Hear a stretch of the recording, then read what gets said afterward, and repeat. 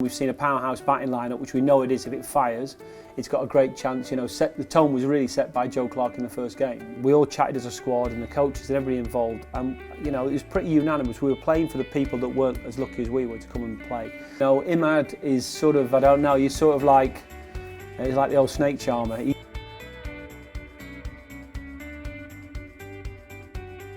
Well, Pete, as we sit here now, it's a week or so until the quarter-final. What's your assessment been of the Blast campaign so far? Yeah, it's pretty good actually. We've played some really good cricket actually. We've had one slip-up, I think, which was against Leicester away, and credit to them how well they played. Yeah, but it's been a good campaign so far. Obviously, the whole idea of those campaigns is you start to find out more about your own team as you go through it. Everybody gets clear on their roles and how that side shapes up before you get to the knockout stages, which come up in a week. How much satisfaction has it given you to see different ways to win out there? There's been big totals chased down, and then there's been some smaller ones defended as well. Yeah, I think the last win actually against Durham was quite a significant one for us in that the bowlers really stepped up and defended a small total. It's quite a tough pitch to bat on, if I'm honest. But the bowlers bowled really well and we fielded well. But yeah, we've seen everything. We've seen a powerhouse batting lineup, which we know it is if it fires. It's got a great chance. The tone was really set by Joe Clark in the first game at Durham when he just came straight out of the traps and belted it, if I'm honest, played beautifully for 100. And that theme has gone all the way through. There's been some really good shot making, but also some good savvy cricket where lads have taken the situation and picked off ones and twos when they needed to. Yeah, in particular that last game, what does that say about the resilience of the squad, I suppose? Losing wickets in the innings and then having quite a small total to defend later on.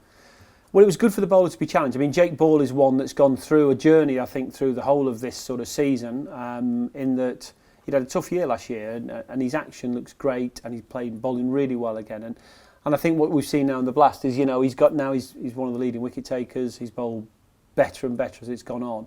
And he led it really, I think, in that, in the run chase for Durham against us. Jake bowled really well, and the pace-off guys, Imad, Matt Carter, Samit Patel, Steve Mullaney, they bowl really well all season and they take wickets, and that really was the key to stopping Durham getting that total. We got wickets all the way through and obviously they came just short. And how important is the variety in that bowling attack as well? Well, they're all different, there's no doubt about that. Imad is sort of, I don't know, he's sort of like, he's like the old snake charmer. He just sort of like, he's got every trick in the book really. Very canny bowler, has bowled beautifully ever since we had him last year and again this year. Samit, sort of tried and tested. He knows exactly how to bowl at Trent Bridge. He knows exactly how to bowl in T20 cricket, and a very, very good operator. Matt Carter, the younger man coming in really as a spinner, who's developing all the time, and he's got real pace on the ball when he needs it, and he's added some variations to his game as well. And then Steve Mullaney, who's been that sort of stalwart, I think, in 2020 cricket all the way through, along with Samit, and they're real pillars in our team. They're really important guys who we know we can rely on when it gets a bit tight and a bit twitchy.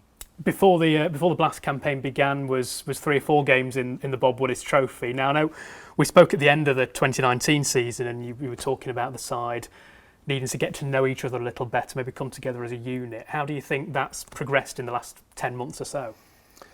Yeah, it feels right, if I'm honest, Matt. It feels really good at the moment. In the atmosphere and the environment, whatever you want to call it, around the lads, it's exactly where you'd want it to be. They support each other.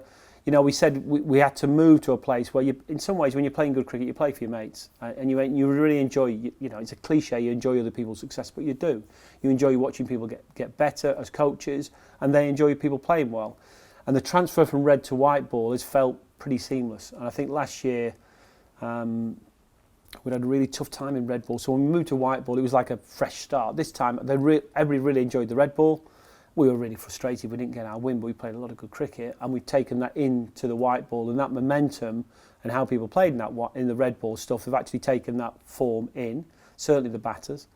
And we've got our wins in the 2020. We're a quite mature 2020 team now. Even the younger players have played quite a lot, and we've got a high expectation on ourselves. We've qualified every year now for the last however many years into the latter stages, and we know this next bit is the tough bit when you've got to win a quarter final.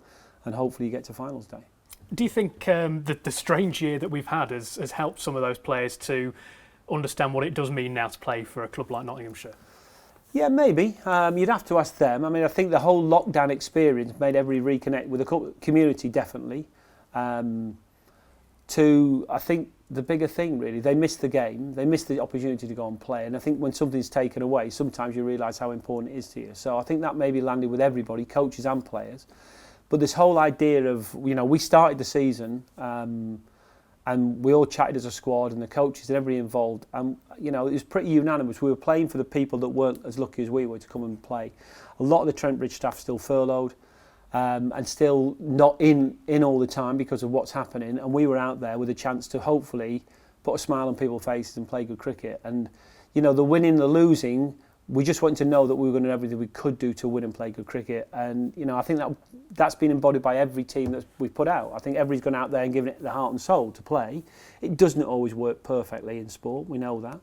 But, it'd be great for us to keep going in this T20 competition because, if anybody who wins a tournament this year, it's a bit of a give back for the fans and for the staff and everybody else who isn't lucky enough to be here in the grounds and watch us play. We've spoken a lot about the new signings ahead of this season, the likes of Hamid and Peter Trigo and Tom Barber, but what have you made as well of the progress of those players that signed the winter before, the likes of Slater and Duckett and Clark and Chappell as well? Yeah, I think they've all settled at the club now. I think they all feel like the club's their home, which is a really important thing. I think go through Ben and Joe Clark, who played across both formats, and Benny Slater. They've all batted really well consistently. Take Ben Duckett for instance. The role he's played in the Championship side, he's got better and better. He had a tough one up front. He was playing well, but he got a couple of good balls and then suddenly cashed in towards the back end of that tournament. And he's taken that form straight into 2020 cricket. He's been a real solid player for us all the way through each of those zonal games. Joe's come out of the blocks in 2020 like a train, if I'm honest. He's played beautifully. I mean, real powerhouse batting up front, playing with real freedom but real quality. And Benny Slater and Haas in the Championship formed a great partnership. And someone like Ben Slater would be loved to play in our 2020 side. He's a talented white ball player. He's missing out at the moment through no fault of his own. Just that it's a tough team to get into, and it's a tight selection. And then Zach, who's fringed the 2020 side all the way through. The fact that he came out leading wicket taker, I think, after last season shows how far he's progressed. I think as a cricketer. So very talented. He's got pace. He's got quite an awkward angle if you face him because it looks like the ball's always coming in, but it holds it up. But I think where he's really moved, he's matured as a bowler, as a cricketer, I think, and as a man probably. All bowlers get niggles. He's bowled through them. He's bowled in tough situations and when things have been in his favour. And each time he's sort of not moaned. He's got on with it, and he's led our attack, which has been all credit to him. And he takes a lot from it this season, I think. And where does that maturity of those four, and I suppose of the rest of the squad as well, where does that leave you as we start to look towards 2021? Well, when we get there, it starts to feel like the staff is starting to settle, I think, and you start to see some shape to each of the teams, and that's what we wanted. We've been through this big transition, losing what would be deemed as stalwart to the club. People who've been at the club for 16, 17 years, and the teams they've always picked themselves, and then you've filtered other players around those people like your Lums, Reeds, Gurneys, Hales, those sort of type players, Taylor. And they all went at the same time. And now, hopefully, we're starting to get some more pillars in there. People who are very solid. A solid opening partnership is a huge part of any team. A solid opening bowling partnership and batting partnership are the two key cornerstones. I think Steve Mullaney as captain has really started to grow into his role, and that takes time. It was a new role for him to get used to. So I look at it now and I can see what I would say the building blocks of a team to start to build on top of. We've just got to keep doing the work, stay hungry. We know we've got a lot of work still to do, sort of red ball wise. If you look at a points table, we'd have finished somewhere in the middle, which is probably about where we are as a team. So we've got some work to do to keep progressing. But seeing some of those younger players coming through, Matt Carter bowled a lot of overs in red ball cricket this year, which he hasn't had a chance to in the past, and bowled really nicely. Did what a spinner has to do to start with, which is be able to hold up an end. He's going at 2 and over, and so took his wickets at 23, which was, from where he'd been, is a huge move forward.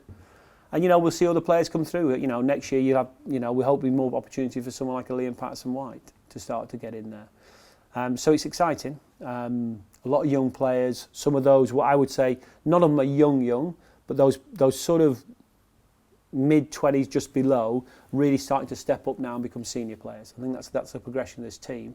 So you can start to rely on them on many ways with the bat or the ball in the hand, but also how they operate around the game, their approach to it, that they're level-headed in success, but also can handle the tough moments that come in games of cricket.